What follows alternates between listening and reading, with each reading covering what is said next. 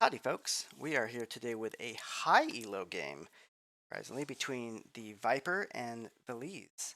The Viper playing Lithuanians and Belize playing Magyars, which is actually one of my favorite civs. Now you might be thinking, these people are literally the top of the ladder. What could possibly be gained by an analysis of their games? But I think in this particular game, Viper did actually make a one single large mistake that think it'd be interesting to look at and just kind of analyze a little bit.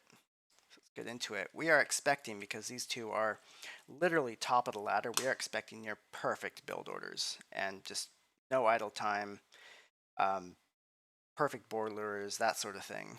So it'll be interesting to see.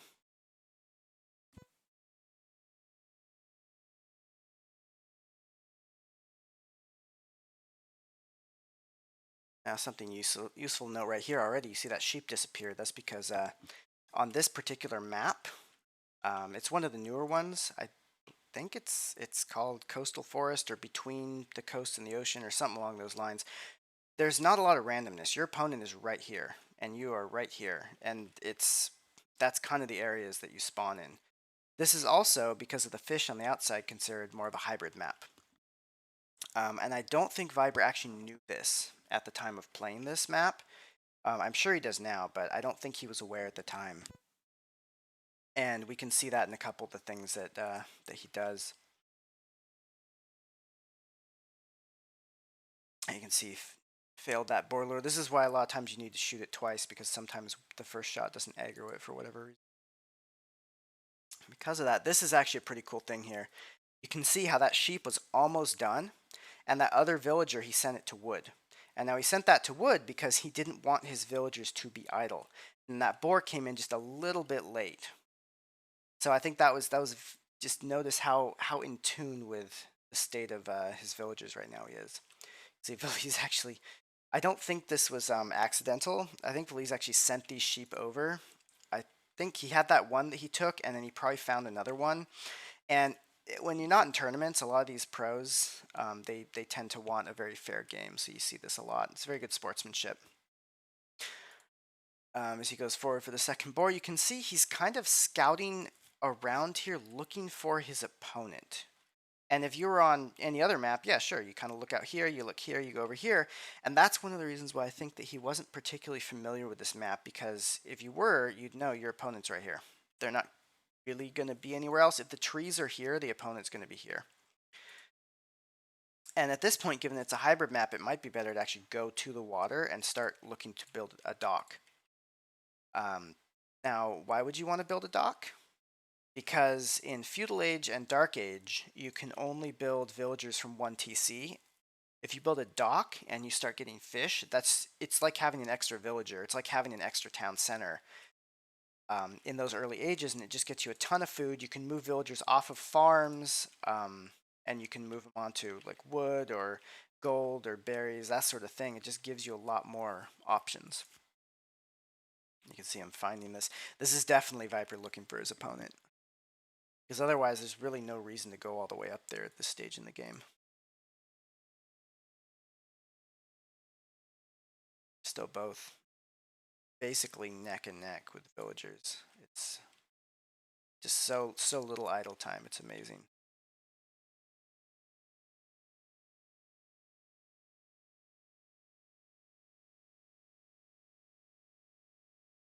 Now you can see this is interesting. Loom at 17 villagers, which means that he's going up to soon. There must have been a little bit of pause there. And the only reason he can do this is because Lithuanians start out with extra food. And so they can do an extremely early scout rush, because they don't require as many villagers to have the same level of economy, just because they have that extra food. See, he's going up now, and you can see Vali's building fish and chips. So he has now docked his side of the map and is starting to get fishing ships, and that's just like having an extra villager. And they collect pretty fast, and they carry a decent amount of food, so it's almost like having another villager on hunt, which is really going to help. And you can see he's also going for a pretty slow uptime here, especially as Magyars. Viper finally finds his base, which was right here the whole time. And you can see the wood line, he's gone forward to this wood.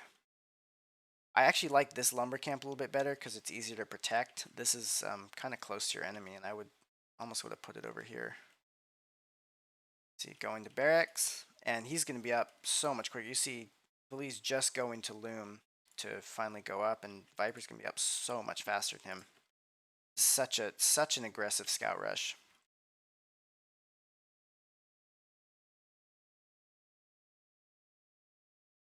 See right here now, feudal scouts move faster and have more attack than Dark Age scouts, and so this is just really easy to take down the scout for him. Now here's the first mistake. Not this. This actually is going pretty well for him. This is the first mistake here. Done a 17 pop Lithuanians scout rush.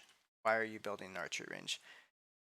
Also, there's a little bit idle time in the TC there, which you're already behind in Vils. You can see this is probably a man-at-arms rush, but why are you going archers? Why are you going spears? Your opponent, there's no way he could be fully walled by this point unless he's really idled his economy. The tower is kind of nice, but this is not the right unit composition. And why? Because you can even see here, you're going to be getting man-at-arms.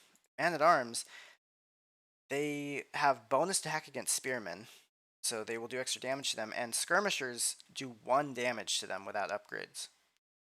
So this is not a good army comp to go against man-at-arms. Scouts, on the other hand, have a little bit of armor, and they have 5 damage even without upgrades, which is kind of comparable to a man-at-arms, and they don't cost gold. And you can see also not making bills. He's going all in with this rush, just trash unit rush, and the wrong trash unit. Honestly, against Magyar, I would go a couple spears to counter their own scout rush, and then your own scouts. And you can see these skirmishers aren't even really doing that much damage to the villager. It was the tower that took that one out. And now suddenly, wham, 4 men-at-arms with upgrades, which Magyars actually get for free, and that tower is just gone. And these skirmishers, they can't do anything against this. The spearmen can't do anything against this. There's just, your unit comp is not set up to deal with this. And you can see they are doing some damage, but it's just so slow. And the villagers are almost even doing more damage here. This might be able to clear it, this number of spears and skirmishers, but it's going to take a while. And there's just, you can see, you went for a very early rush, didn't get the villagers. Now you're going for the same unit still going into spearmen skirmishers. That doesn't make a lot of sense. Yeah, I mean, you could take him off of gold and make it so he doesn't produce more man-at-arms. But at this point, look at how many skirmishers there are. Why? What are these skirmishers for? They don't counter anything that you're seeing on the field. Even if scouts came out, they wouldn't counter it. And now you're losing vills. Yeah, so this I think was the big mistake and I mean, I guess now you're kind of stuck here with this because you don't really to build scouts would take just too much wood and too much food.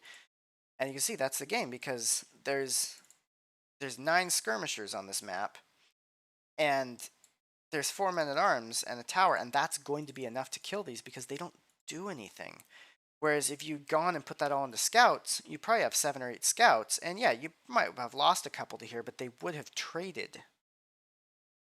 They would have traded well, and they could have done damage here. And that to me is just I don't pretend to know what made him choose that, but it seems like a really bad decision in this case. Something to note also, you can see that Valise is very heavy on wood at this point and hunt, but not a lot of villagers on food anymore, and that's because there's the fishing ships, and they let you take villagers off of food and go to other things. Anyway, I hope this was informative and interesting, just kind of a little fun thing. So it's just important to remember even the pros can make mistakes at times. Okay, I'll see y'all next time.